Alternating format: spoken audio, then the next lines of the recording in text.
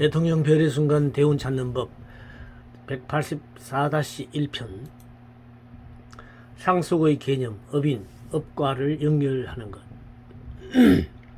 인과율은 이성적 인식이 아니라 경험적 인식에 불과하였다.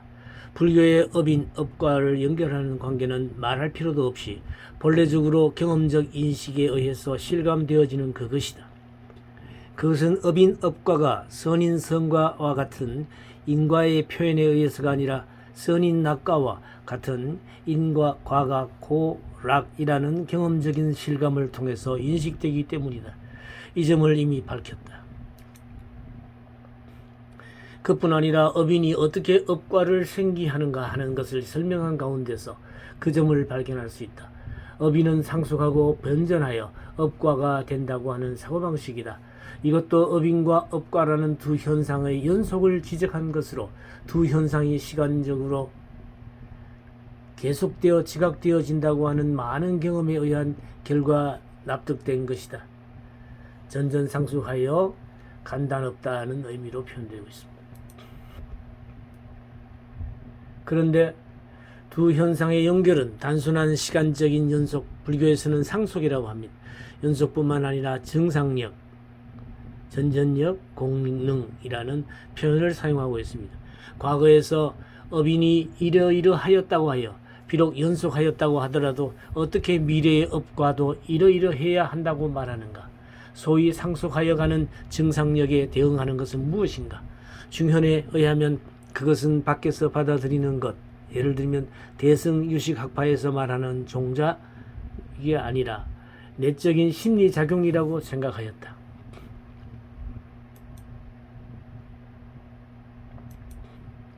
즉 업인이라는 현상과 업과라는 현상 사이에 자주 일어나는 관계를 경험하여 상속을 경험하여 업과에 일어나는 빈도의 업인을 상기하는 버릇이 생겼다.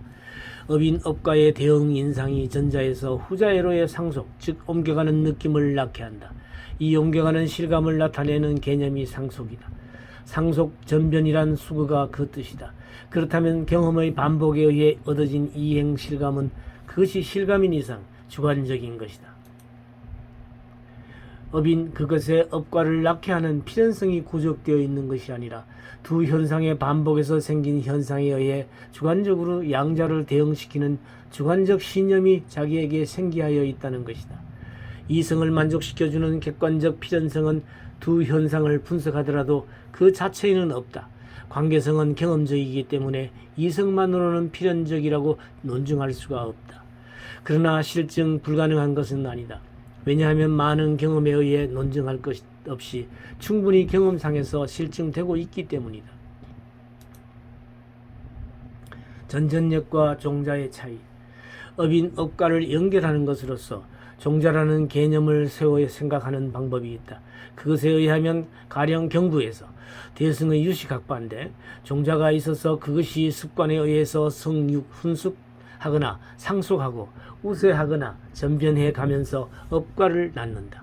이것이 종자의 작용이다고 말한다. 이 사고방식과 앞에서 논해온 중현의 전전력에 의한다고 하는 사고방식과는 일견하면 매우 유사한 것처럼 생각된다. 어떻게 다른가 하는 점에 관해서는 다음의 비유만을 들어 양자의 미묘한 차이를 찾아보려 한다. 식물이 과실을 맺는다는 현상을 가지고 여기서 파악해보자.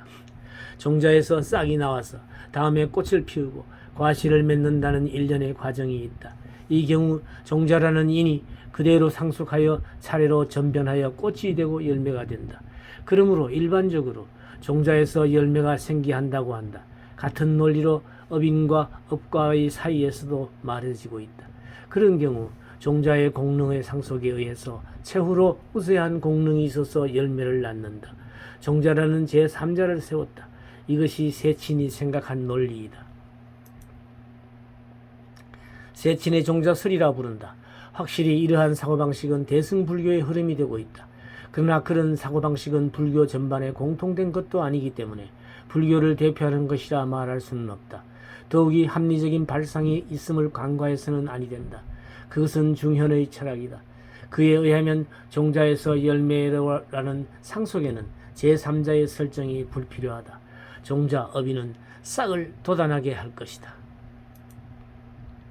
그러나 종자가 싹의 원인이라는 것은 거기서 일단 중단한다. 다음에 꽃을 돋아나게 하는 것은 싹이지 종자가 아니다. 종자는 이미 소멸해버렸다. 다음엔 열매가 생기는 것은 꽃에 서이지 싹에서 나는 것이 아니다. 즉 싹은 꽃을 생기게 했다는 단계에서 끝마치고 만다. 이러한 과정이 계속하는 것을 상속, 전변이라고 한다. 환원하면 업의 상속이 있는 것은 종자가 일관되게 성육하여 가서 열매를 맺는 것이 아니다. 종자는 발단의 업이겠지만 그것만이 상속하여 가서 싹이 되는 것이나 꽃이 되어 마침내 열매가 되거나 하는 것이 아니다. 종자 말고도 별업이 있어서 상속이 가능하다. 종자라는 전업만이 후업을 이끄는 것은 아니다. 별업을 인으로 삼아서 업의 상속을 이끈다. 전업의 종사자가 후업의 공능을 이끄는 것이 아니다. 라고 말했던 것이다. 다시 생각해보면 만약 종자가 과실의 생기마저 일관하게 되어 이것을 업인 업과에 적용한다면 이렇게 될 것이다. 업의 인은 그대로 상속하여 업과가 될 것이다. 그러나 이성적으로는 그러해야겠지만 경험적인 측면에서 말하면 그처럼 단일한 줄기를 타고 있지 않다. 왜냐하면 가령 선의 종자가 있었다고 하여 그 종자가 그대로 상속하여 가서 그 과도 또한 낙과라고 반드시 말할 수 있을까? 선한 종자인데 도중에 악한 사견이 일어나 선한 종자를 손상시키고 그 때문에 돋아나야 할 싹이 생기지 못하고 따라서 낙의 반대인 고과를 낳기에 이른다는 사실을 경험상에서 자주 실증할 수 있을 것이다. 또 선의 종자가 있는데 만약 사견의 힘이 그 공룡을 손상시키고 싹을 돋아나지 못하게 한다면 비록 필경단 무르도의 힘에 의해서 번뇌의 종자를 단면하여 다시는 생겨나지 못하게 하는 것. 필경단은 아니라고 하더라도 이것은 도대체 무슨 소용이 있으랴. 그렇기 때문에 종자만이 상속하여 과를 낳는다고는 할 수 없다는 것이다. 이 별의 순간 찾는 법 강좌는 현재 토요일 오전 10시부터 오후 1시까지 3시간씩 해서 1년 과정으로 지금 진행되고 있습니다. 오프라인에서도. 그래서 여기 진행되는 장소는 서울 동방문화대학원 대학 평생교육원에서 진행하고 있으며 이 대학의 위치는 성북구 성북로 28길 60번지에 자리하고 있습니다. 등록 기간은 1학기는 3, 4월, 2학기는 8, 9월에 등록 신청을 받습니다. 학기별로 운영되고 있는데요. 등록 시에 이 전화번호와 이 메일 주소를 참조해서 신청하시면 되겠습니다. 관심 있는 많은 분들의 참여를 기다리겠습니다.